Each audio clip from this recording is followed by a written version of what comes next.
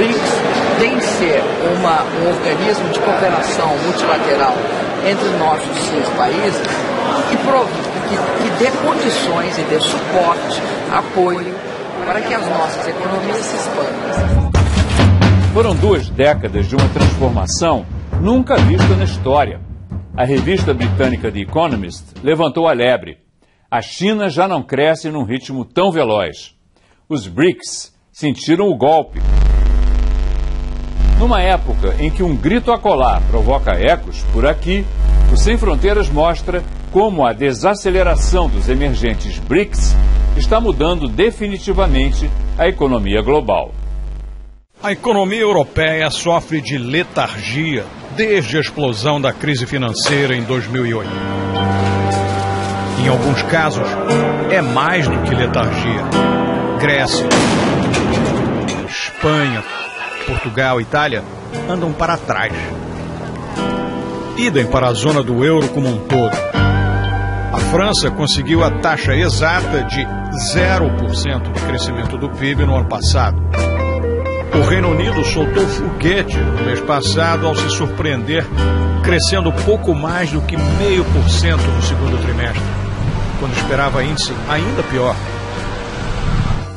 O país ainda produz menos do que antes da crise de 2008. E a grande locomotiva do continente, a Alemanha, despertou inveja com um PIBinho de 0,7% no ano passado. Can you give us an appraisal of the status of the European economy now, half a dozen years after the financial crisis? Is it still struggling at the bottom, or is it showing some signs of life?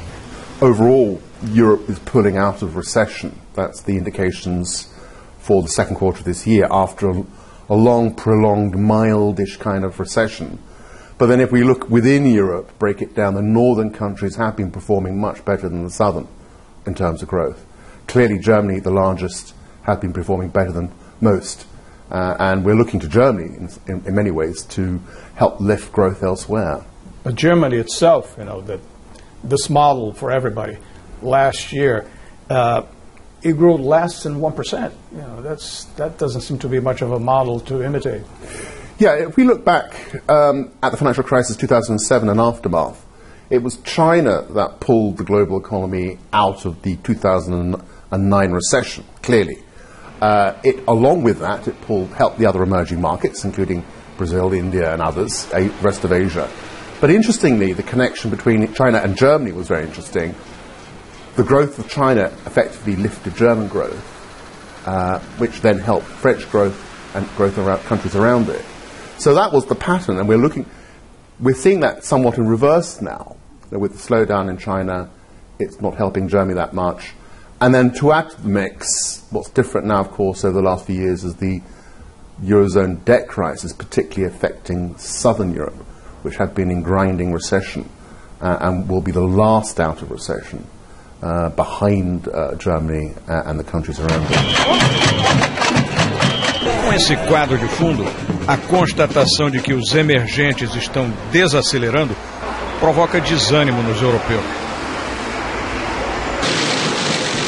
Os BRICS são, afinal, compradores de mercadorias europeias destinadas a satisfazer populações numerosas de novas classes médias que melhoram de vida e aumentam o consumo, inclusive de importado.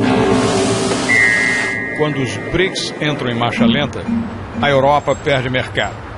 Desaparece a compensação que tinha para sua fraqueza. So with what you pointed out, you know, with the slowdown in China and the other BRIC countries, do you think the European economy will feel the effect of that? Yes, I mean, if you look at the linkages between China and other emerging markets, China directly and indirectly through the commodity markets, for example,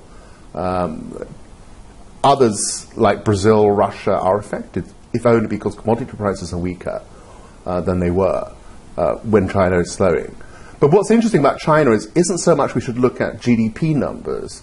What we should be looking at is actual consumption in China. I think that's much more important statistic because that's what ultimately drives our exports from Europe to that country. A desaceleração nos BRICS não significa recessão para esses emergentes, garantem os especialistas, que registram apenas um ritmo menor de produção.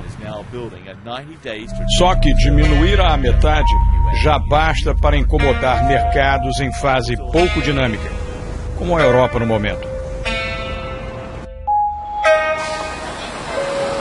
China, a 7,5% de crescimento anual, não é tragédia, mas deixa longe os anos em que o país avançava a 11% ou 12%. Chegou a 14,2% em 2007. Vendia muito, mas também importava bastante, de soja e ferro a máquinas e peças de alta tecnologia. E assim estimulava a economia de outros países. Agora, menos. China's rebalancing. The authorities there are clear about the unsustainability of having 10, 11, 12% growth year after year after year. You're building up problems down the road. The Chinese look around the world and they see what happens when you have overheated property markets.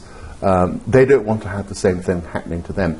So they're not in denial about the problems that could in property. And so they're deliberately slowing the economy, but not too much. At the same time, they want to rotate their growth drivers more onto consumption, Chinese household consumption, and that is a good thing. It's more balanced growth, and it's also good for the West because it means opportunities to sell to these new consumers.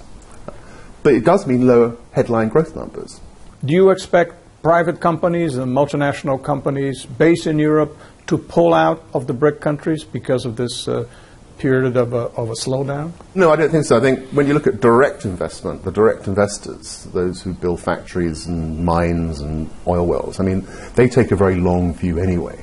They're not affected by cyclical turns, slowdowns and recoveries.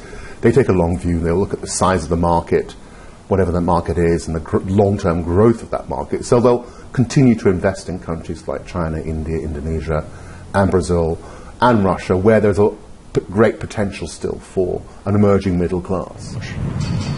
Existem outros emergentes com bom desempenho.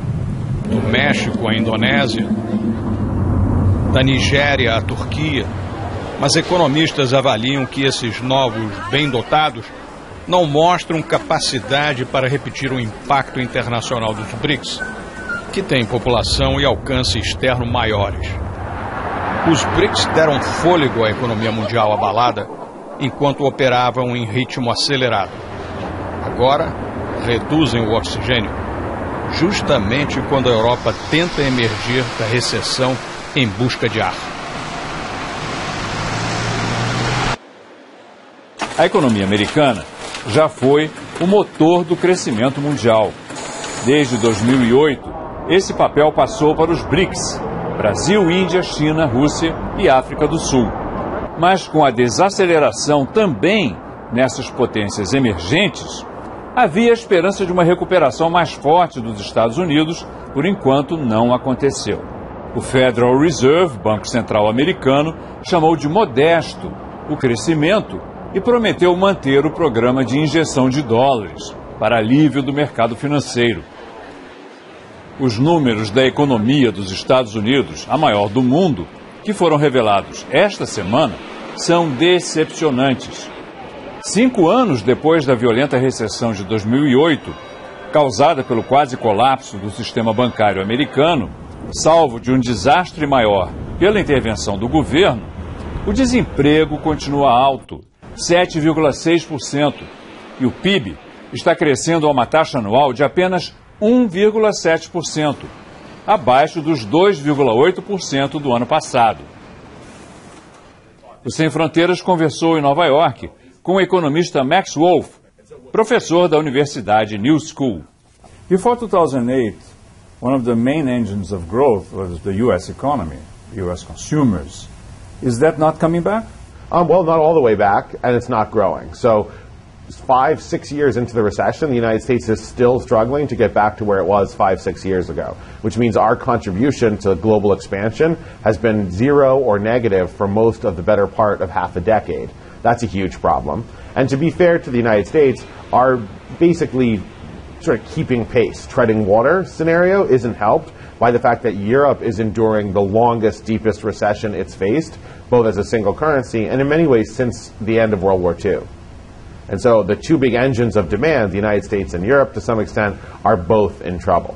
While the American public and the American economy have suffered, American companies have continued to make record-breaking profits, to lead the globe, and to be able to exploit opportunities way outside the United States. So if you look at the U.S. stock market of late, while other stock markets have struggled, it's soared. If you look at U.S. corporate profits, they're breaking records. If you look at the amount of cash on the books of U.S. companies now, a little over $2.5 trillion, right? So U.S. global brand companies have done incredibly well. The U.S. worker has been in bad shape a long time, really bad shape the last 5 or 6 years. And the federal, state, and local governments are not in good shape in the U.S., maybe most aggressively sort of witnessed by the absolute failure of Detroit, which is now filed for bankruptcy. So the story of American companies is different than the story of the American economy, and the American companies have outperformed their host economies in the United States, but also throughout the rest of the world. What about this hope that gas and oil from shale will start up the U.S. economy? It's certainly been very good for the U.S. economy. So the fracking revolution with natural gas, the shale oil, and the horizontal drilling revolutions have meant that the United States is an increasingly important global supplier of energy. We should keep in mind the United States is still one of the biggest, most of the time the biggest global consumer of energy, so we do consume a lot of our own production. That being said, it is giving the United States advantages. Cheaper energy makes us more globally competitive, and it helps our balance of trade that we don't have to import as much foreign oil. That's definitely true. I don't think that the oil and energy revolution is enough to turn around the U.S. economy. It's too large, but it certainly helps, and it advantages the United States against the other major developed regions, Europe or Japan, where there's no prospect of them being able to produce their own energy. On the other hand, the energy revolution going on in the United States will be copied around the world, so it'll dilute the U.S. advantage long term, and it's simply not big enough to offset the decline in other industries. Manufacturing here, that we've seen some rough period, housing market here, the retail business here, and probably first and foremost the financial services business area, which was a huge supporter of employment and growth and which is a shadow of its former self. Is there like a short explanation that will explain what the BRICS economies have in common in slowing down? If you look at the world right now, it's more interdependent than at any time in modern history. So what happens in Brazil matters in America. What happens in America matters in China and Brazil and Russia and India, right on down the line. What we've seen here is a slowing of the demand and the basic economic optimism and growth in places like Western Europe and the United States. So Western Europe and the United States together have about 10% of the world's population, but they do more than a third of the world's private consumption. So they're outsized consumers, right? Sometimes literally, definitely figuratively.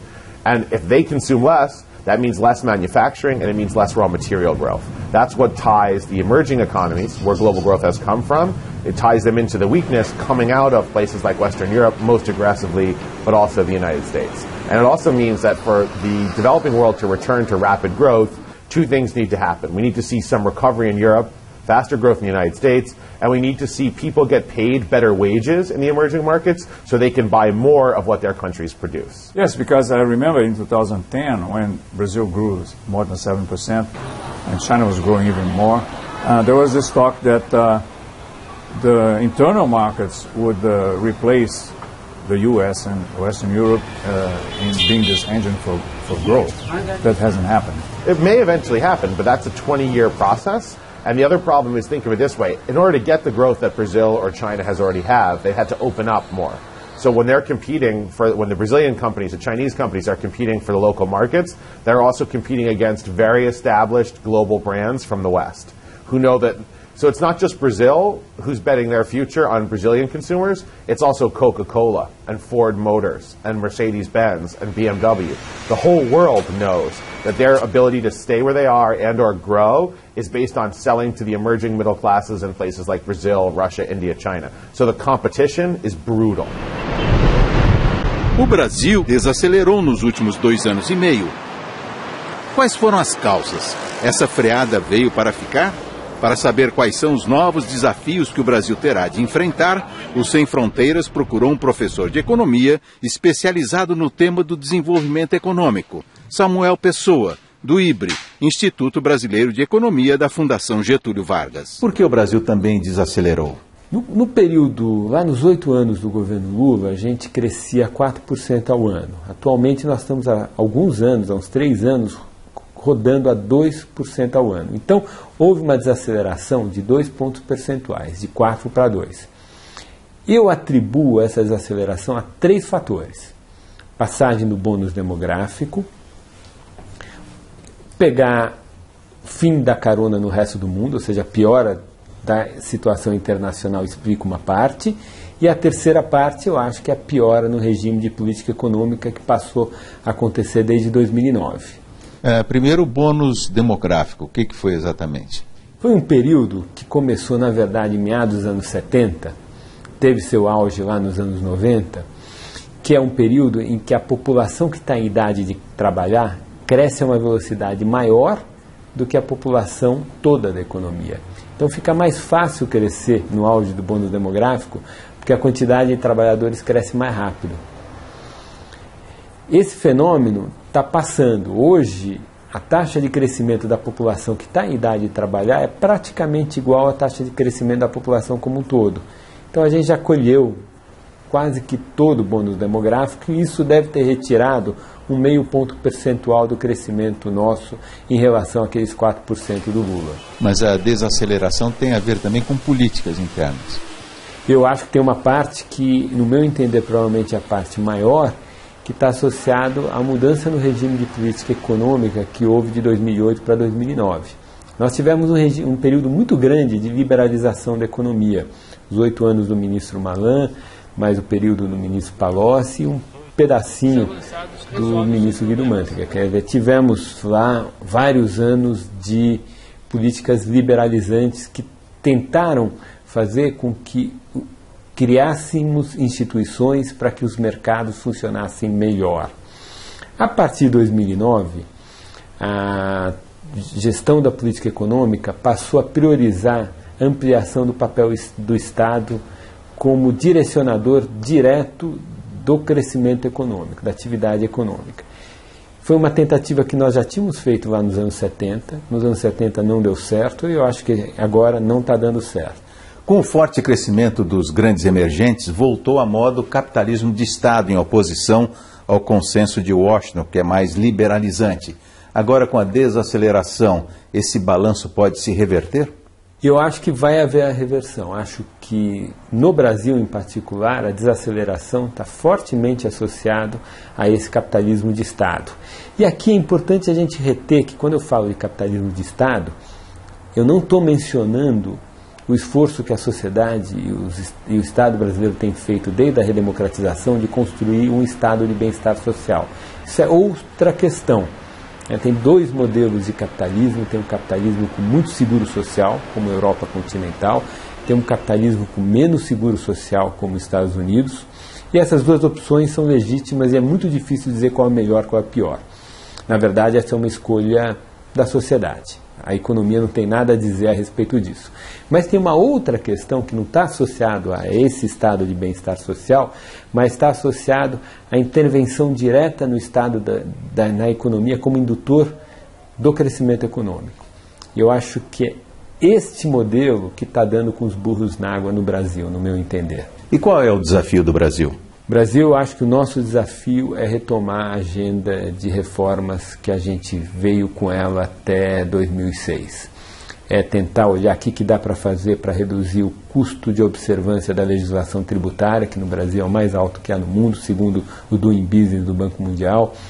O que a gente pode fazer para que o investimento seja alocado de forma mais eficiente, como que a gente pode fazer para reduzir uma série de programas governamentais que têm pouca eficácia, como que a gente pode fazer para fazer com que a educação pública consiga ter um impacto maior sobre o aprendizado da criança. Eu acho que no Brasil a agenda ela é muito a agenda de eficiência do setor público. O setor público é muito grande. E se alguma coisa é muito grande, a gente não pode se dar o luxo de ter alguma coisa muito grande e muito ineficiente. E o que pode acontecer com a presença do Brasil no mundo, na economia mundial, que cresceu muito nos últimos anos, agora que o país está desacelerando? Eu acho que o Brasil ele é uma economia grande, ele vai crescer mais lentamente, então o crescimento vai ser menor, mas isso não vai nos tornar menor. Por outro lado, eu acho que a gente tem muitos ativos. Nós somos uma democracia consolidada, muito exuberante, muito interessante, e a gente é uma economia aberta, com instituições muito boas em diversas dimensões. Então eu acho que a gente tem um papel de protagonismo, principalmente aqui no nosso continente, que está dado, e acho que isso não muda com uma desaceleração. There are some people who say that actually global growth has reached a peak, that it's unsustainable. Is that true? I mean, usually that argument is most convincingly made regard to the environment. It is clear that the pace at which we're destroying this planet has accelerated to a dangerous degree. There are sort of warming and climatic change issues which are huge. As for whether the capitalist economy can find a way to grow, the short answer is always yes. Right? This is an economic system that's a little bit like a shark. So literally, if a shark stops swimming, it drowns. It needs to push the water over its gills. That's also true of global capitalism. So its demise has been falsely reported pretty consistently since it came into its infancy. I don't doubt that we'll see growth again. We may not see as high or as broad or as sustained a growth. The period we had over the last 20 years, the real emergence of the emerging markets, was unusually long and unusually broad. And I don't know we'll see that again, but we will see growth, and if we don't, we're going to see endemic rates of social instability. So we should hope we do as well.